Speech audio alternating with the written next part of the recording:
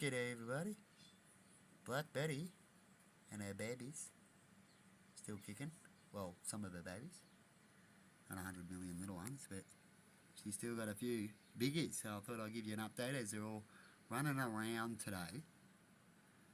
The last feed was a beetle. As I bring in some bark, you see a little bit of web there. I'll pull it out a bit later when that run around. But she had a beetle a couple of weeks back. But they're still kicking. Yeah, there's the survivors.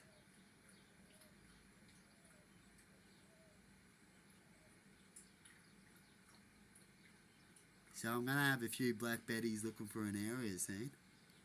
Are we going to have some more black betties in the corner? I'm going to have to leave this door open a little bit more often, I think, soon.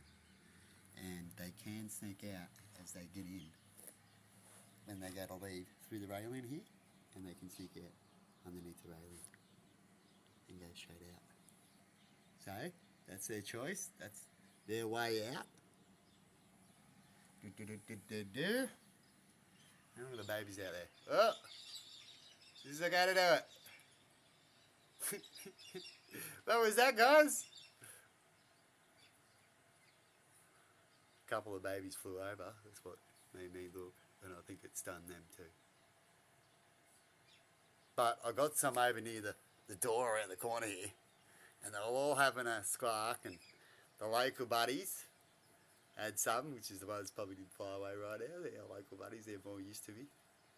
And they went around there and they're calling, there was a whole heap of you calling, and they're calling to each other. And he's like, come over.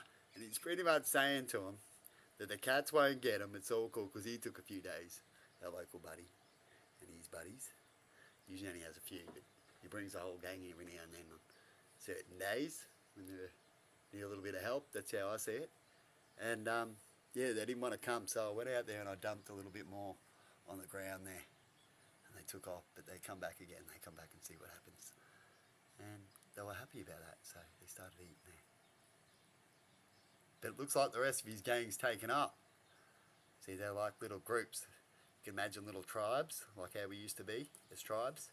And sometimes little tribes get together, but if they think they don't want to be there anymore, there's not enough food or something like that, they split up. That's what hunting's all about. And that's what these guys are doing.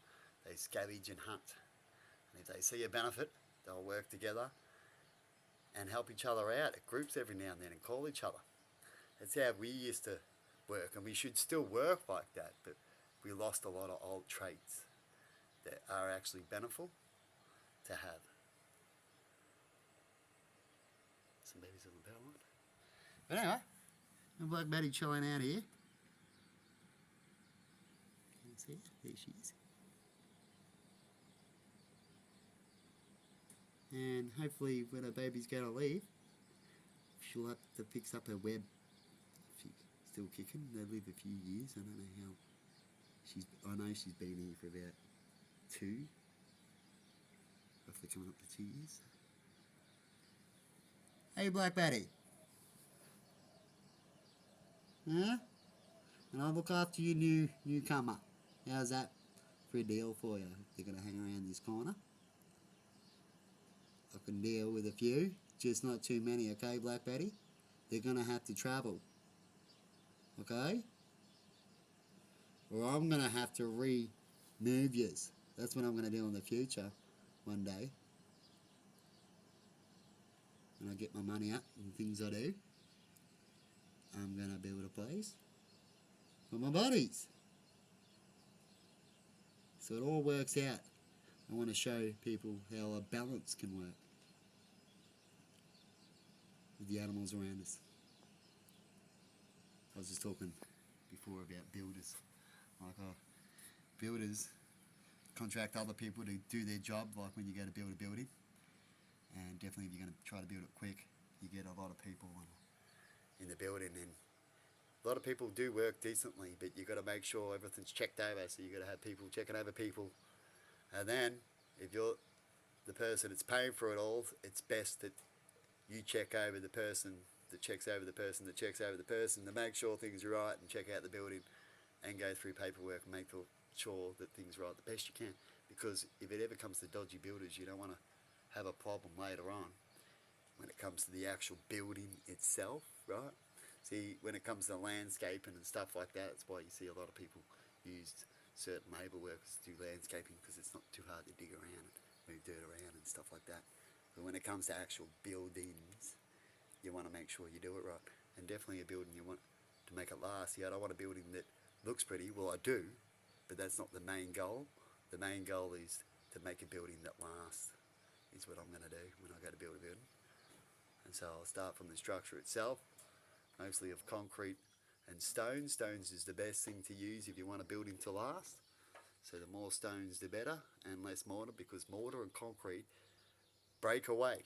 So concrete can give you 100 years roughly, I think it is, before it starts really causing problems, 50 years. And then, and of course you can get longer, you maintain it and look after it, depends on where it is. But it falls apart, where stone is much more better product to use if you use a hard stone, not a soft stone. There's certain stones to use. And some stones actually get tougher in age, like wood can. So that's the best type of wood to use too, is wood that gets better and tougher and not weaker, right? And so you start off with the good materials and you work with that. And the best way to get the good materials is to get it from the land, or grow it, or find where it is and build where it is, then to try to transport a lot. If you're going to have to transport, then you try to figure a way that transport will be cheap and not hurting the environment. This is what people build on rivers and along beaches, is because you can transport very easy, heavy things without costing nothing or hurting the environment by using the water, by floating. Anyway, we should do that more often. Have more trails around when it comes to floating. Maybe actually having channels that are actually like rivers that the old days natives used to do, and actually have our transport heavy stuff like train lines be actually water lines. Might be a better way of doing it than to get a lot of fuel. And if you have it on a certain angle, these rivers or flows, it can be cheap one way and then not that much to go the other way. It'd be just like travelling on a vehicle, isn't it? So it helps a lot. Anyway, you can even make a channel if you wanted to, when you think about it. One go one way, because it's all about the lane, right? And then the other channel goes the other way. So you lean one way and then you hook up to the other channel, which will end up leaning down the other way, right? I'm not seeing how that won't work. You know what I mean? That's what the Romans did. They if it didn't have the slope, they made the slope. Right? And you only need a very slight slope to make that work, where you could just cruise on down. Quick idea for you one day in the future, because we already make channels, but that's just digging through, and we still ship it through, don't we? But we need to make channels that are actually on an angle, land channels that are on an angle, and that way we can transport heavy things that we don't really need straight away time on. They can be a bit slower, but a lot better. Anyway, bye bye people. Ideas I love to throw out on land. See, the best way to get people to see things is to show it. I talk to people all the time, go, see this idea, you imagine this, and they go, no, I don't see it, I don't see it. And so that's why you have the saying, you got to build it for them to come. You got to build it for them to understand what you're trying to show and what you're trying to explain, and show that it works in theory too. Anyway, bye bye, and have a good one, people. See ya.